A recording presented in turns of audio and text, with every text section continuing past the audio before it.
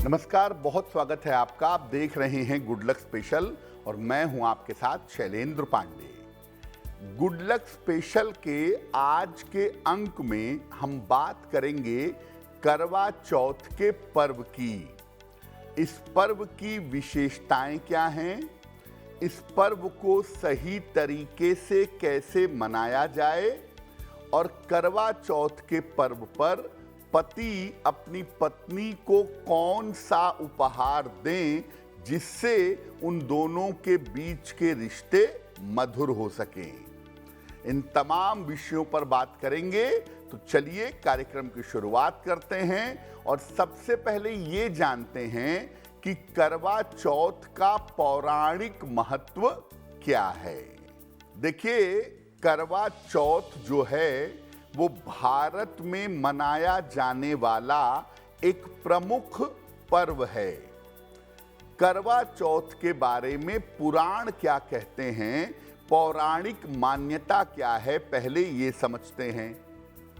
देखिए, करवा चौथ मनाया जाता है चतुर्थी तिथि पर और ये तिथि भगवान गणेश से संबंध रखती है।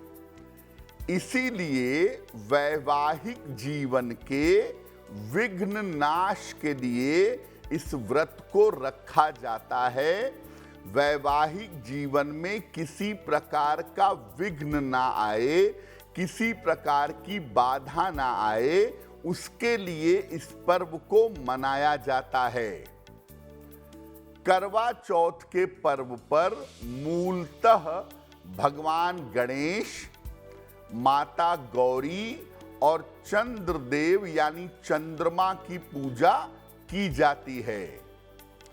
चंद्रमा को सामान्यतः आयु देने वाला, सुख देने वाला और शांति देने वाला ग्रह माना जाता है। इसीलिए करवा चौथ के पर्व पर महिलाएं चंद्रमा की पूजा करके वैवाहिक जीवन में सुख और शांति की प्रार्थना करती हैं और पति की लंबी आयु की कामना करती हैं। देखिए, ऐसा बिल्कुल नहीं है कि करवा चौथ के पर्व का संबंध केवल पति पत्नी से है।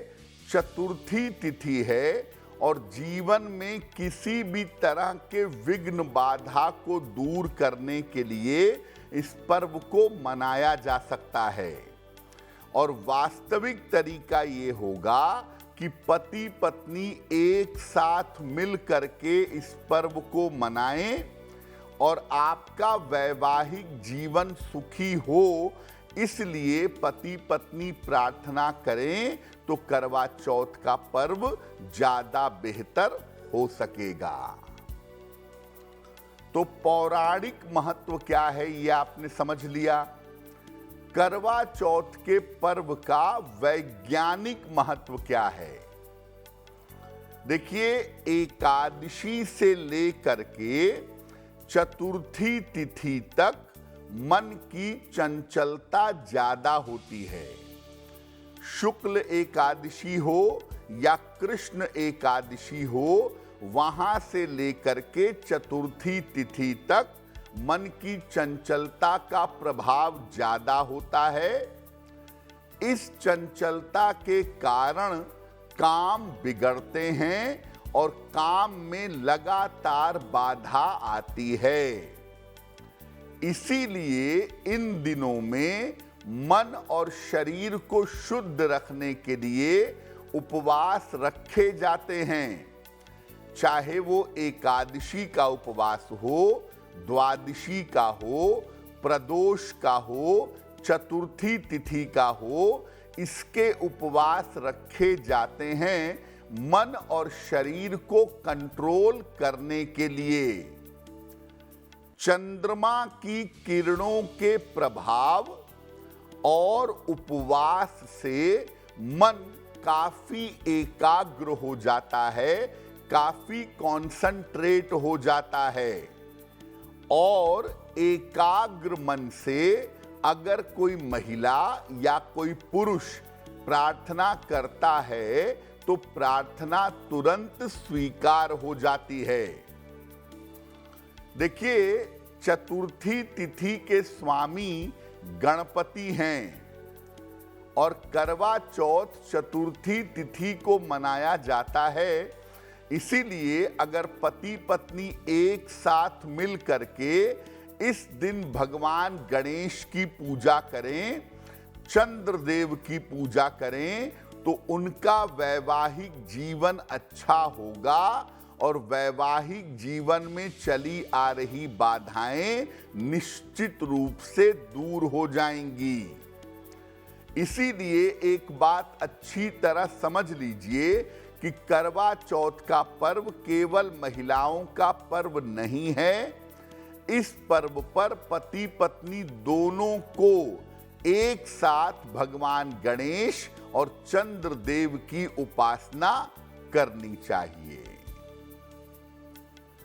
जब आप कोई पर्व मनाते हैं, कोई त्योहार मनाते हैं, उस समय ग्रहों की जो स्थिति होती है उसी हिसाब से, उसी अनुसार आपको जीवन में लाभ की प्राप्ति होती है। इस समय ग्रहों की स्थिति क्या है? देखिए, इस समय शुक्र और बुध की स्थिति अनुकूल है। शुक्र और बुध जब दोनों अनुकूल होते हैं तो जीवन में सुख पाने में और सौभाग्य पाने में सरलता होती है। और इस समय बुध और शुक्र दोनों अनुकूल स्थिति में दिखाई दे रहे हैं, जिससे जीवन में सुख और सौभाग्य मिलेगा। सूर्य और बुध भी करवा चौथ के पर्व पर एक साथ हैं। अब इसकी वजह से अगर पति पत्नी पूजा करेंगे तो उनका आपसी संबंध और विश्वास आपस में मजबूत होगा। ज्योतिष में विवाह के लिए और वैवाहिक जीवन के लिए सबसे महत्वपूर्ण माना जाता है शुक्र और बृहस्पति का संबंध। तो शुक्र और बृहस्पति का संबंध भी इस पर्व पर बना रहेगा। इसी वजह से पति पत्नी अगर मिल करके प्रार्थना करेंगे, मिल करके पूजा करेंगे, तो प्रार्थना शीघ्र स्वीकार होगी और वैवाहिक जीवन में जो तमाम अड़चनें चली आ रही हैं, जो तमाम बाधाएं चली आ रही हैं, वो बाधाएं भी निश्चित रूप से दूर हो जाएंगी। तो आप ये बात समझिए कि इस बार करवा चौथ पर ग्रहों की स्थिति बहुत अच्छी है और इस स्थिति की वजह से अगर पति पत्नी मिल करके गौरी गणेश की और चंद्रदेव की पूजा करते हैं तो वैवाहिक जीवन में सुख, शांति और समृद्धि आ सकेगी। देखिए, करवा चौथ का पर्व जो है वो पूरे दिन भर मनाया जाता है। सुबह से शुरू होता है और रात में चंद्रमा को अर्घ देने के बाद समाप्त होता है। तो मुख्यतः शाम की पूजा महत्वपूर्ण होती है। शाम के समय क्या तैयारियां करनी चाहिए महिलाओं को और किन सावधानियों का पालन करना चाहिए? देखिए, चंद्रमा के दर्शन के लिए थाली सजाइएगा। थाली में दीपक, सिंदूर, अक्षत, कुमकुम, रोली और चावल की बनी मिठाई या सफेद मिठाई रखिएगा। संपूर्ण श्रृंगार करिएगा और करवे में जल भर करके रखिएगा। करवा नहीं है तो आप लोटे में भी जल भर करके रख सकते हैं। इसके बाद माता गौरी और गणेश जी की पूजा करिएगा। चंद्रमा जब निकल जाते हैं, चंद्रोदय जब हो जाता है, तो जो हाथ में छन्नी है या चलनी है उसकी सहायता से या जल में चंद्रमा की परछाई को देखिएगा। चंद्रदेव को अर्घ दीजिएगा।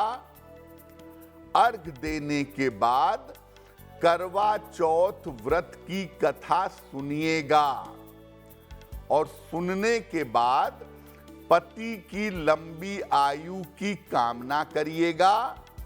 और अगर पतिदेव पूजा साथ में कर रहे हैं तो वो अपने पत्नी की लंबी आयु की कामना करेंगे। श्रृंगार की सामग्री का दान करिएगा और अपनी सासू मां से आशीर्वाद लीजिएगा।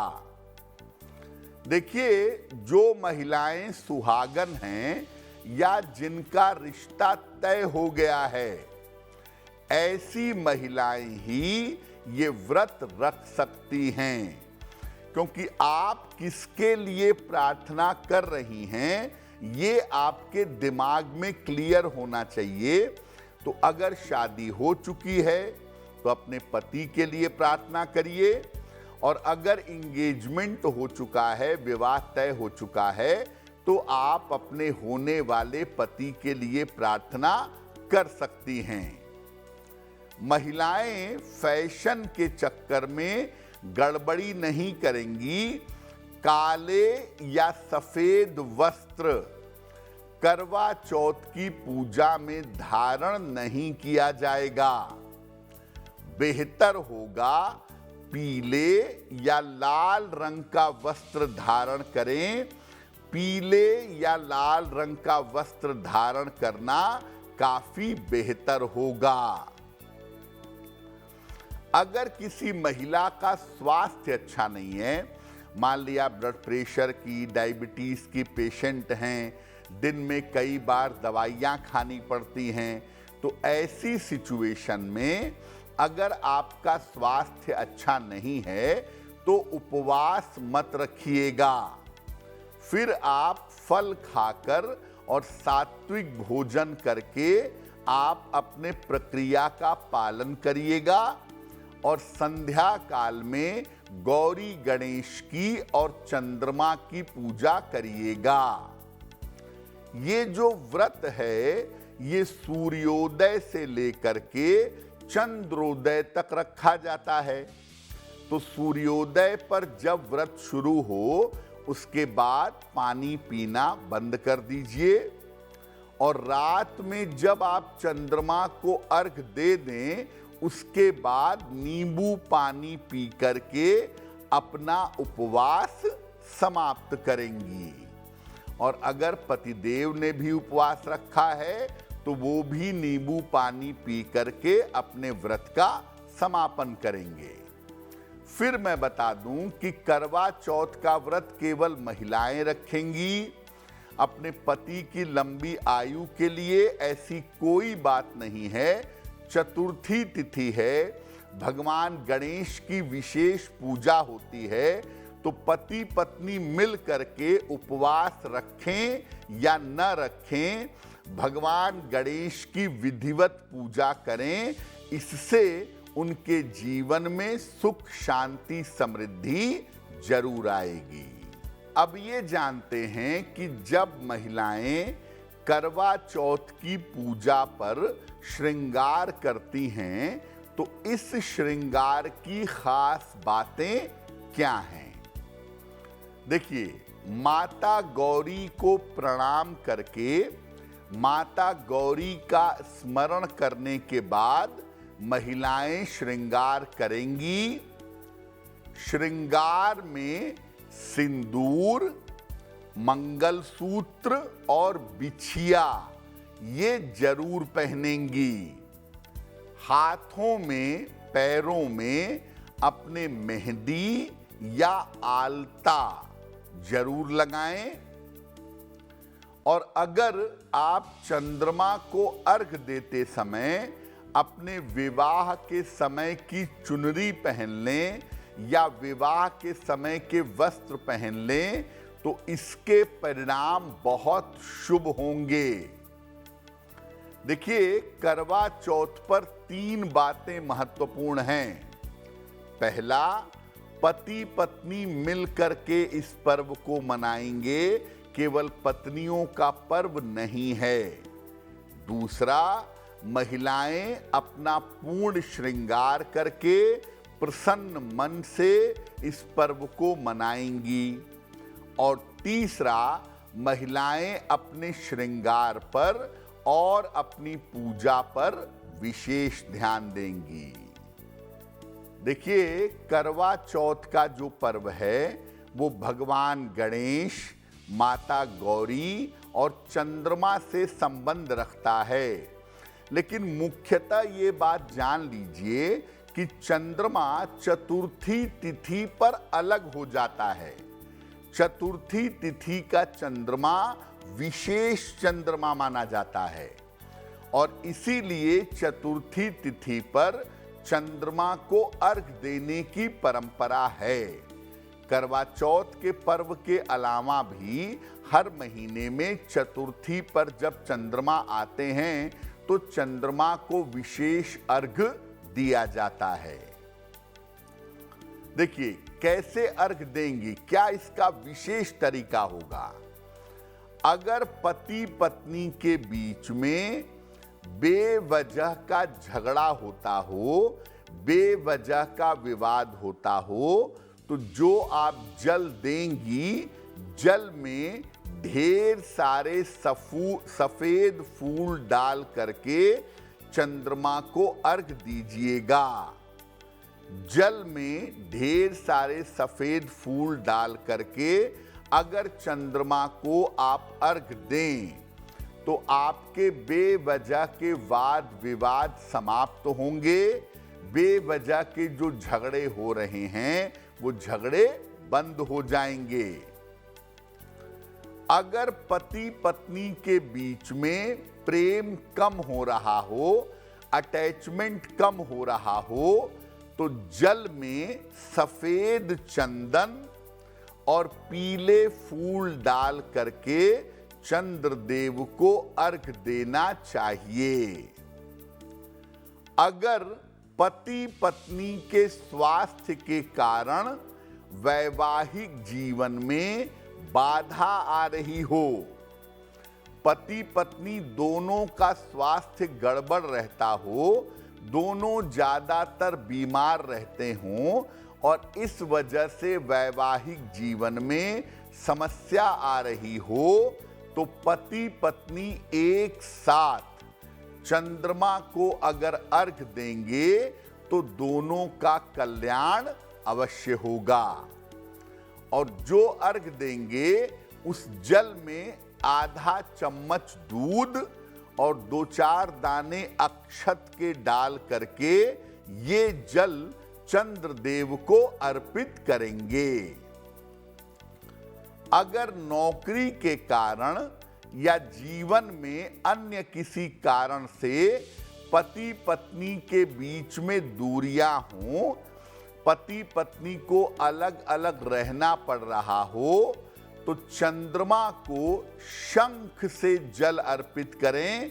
शंख में जल भर करके चंद्रमा को चढ़ाएं और जल में इत्र डाल करके अर्घ देंगे। देखिए, जो चतुर्थी का चंद्रमा है, जो करवा चौथ पर रहता है, उसका डायरेक्ट दर्शन नहीं किया जाता। उसको देखा जाता है चलनी से, छन्नी से या चतुर्थी के चंद्रमा की परछाई पानी में देखी जाती है, उसको डायरेक्ट नहीं देखते हैं। देखिए, चतुर्थी के दिन चंद्रमा के अंदर पॉजिटिव किरणें भी होती हैं जो आपकी कामनाएं पूरी कर सकती हैं, और निगेटिव किरणें भी होती हैं जो आपके जीवन में मानसिक अशांति दे सकती हैं। इसीलिए चतुर्थी का जो चंद्रमा है उसका डायरेक्ट दर्शन नहीं करना चाहिए, क्योंकि ये अपयश का कारण बन सकता है। और इसीलिए चतुर्थी के चंद्रमा को डायरेक्ट न देख करके छन्नी से या जल में उसकी परछाई देख करके उसकी पूजा की जाती है। चतुर्थी तिथि पर अगर आप गणपति की पूजा करते हैं, अगर आप गणपति की पूजा करती हैं, तो आप अपनी कोई भी मनोकामना पूरी कर सकती हैं। तो करवा चौथ का व्रत आप रखें या न रखें, लेकिन अपने पति के लिए, अपनी पत्नी के लिए भगवान गणेश से प्रार्थना कर सकते हैं और बेहतर वैवाहिक जीवन का आशीर्वाद मांग सकते हैं। देखिए, हर पर्व का एक मुहूर्त होता है और जब आप उस पर्व को मुहूर्त में मनाते हैं, शुभ समय में मनाते हैं, तो उससे जीवन में सफलता ज्यादा मिल जाती है। करवा चौथ का मुहूर्त क्या है? देखिए, करवा चौथ में मुख्यतः पहले गौरी गणेश की पूजा होती है। इसके बाद चंद्रदेव को अर्घ दिया जाता है और अर्घ दे करके व्रत का समापन किया जाता है। यानी पहले माता गौरी और भगवान गणेश की विधिवत पूजा की जाती है, इसके बाद चंद्रमा को अर्घ दिया जाता है, प्रार्थना की जाती है और तब व्रत का समापन हो जाता है। इस बार जो करवा चौथ की पूजा का मुहूर्त है 20 अक्टूबर को, वो पूजा का मुहूर्त है शाम के 5:45 से 7:01 के बीच में। इस समय में आप गौरी गणेश की पूजा आरंभ कर दीजिएगा। वैसे तो देश के अलग अलग इलाकों में चंद्रमा के उदय होने का समय अलग अलग होता है, लेकिन सामान्यतः इस बार चंद्रमा के उदय होने का जो समय होगा वो होगा रात के 7:53 पर, यानी लगभग 8 बजे के आसपास चंद्रमा उदय होंगे और चंद्रोदय के बाद चंद्रदेव से प्रार्थना की जाएगी और अपने पूजा का समापन किया जाएगा। देखिए, मैं फिर बता दूं कि जिन महिलाओं का स्वास्थ्य अच्छा नहीं रहता है, अगर वो निर्जल व्रत न रख पाएं तो फल खाकर जल पीकर भी उपवास रख सकती हैं। और अगर आपका स्वास्थ्य बहुत ही खराब है, आप उपवास रख ही नहीं सकती, तो आप कोशिश करिएगा कि करवा चौथ पर सात्विक भोजन, बिना प्याज लहसुन का भोजन ग्रहण करिएगा, बहुत ही शुभ होगा। और भोजन सात्विक करके, फल खाकर जल पीकर भी महिलाएं गौरी गणेश की पूजा कर सकती हैं, चंद्रमा को अर्घ दे करके वरदान पा सकती हैं। अगर आप मुझसे जुड़ करके अपनी समस्याओं का समाधान चाहते हैं और चाहते हैं कि आपकी समस्याओं को ज्योतिष के माध्यम से सुलझाया जाए, तो आप हमसे संपर्क कर सकते हैं, जुड़ सकते हैं एस्ट्रो तक पर।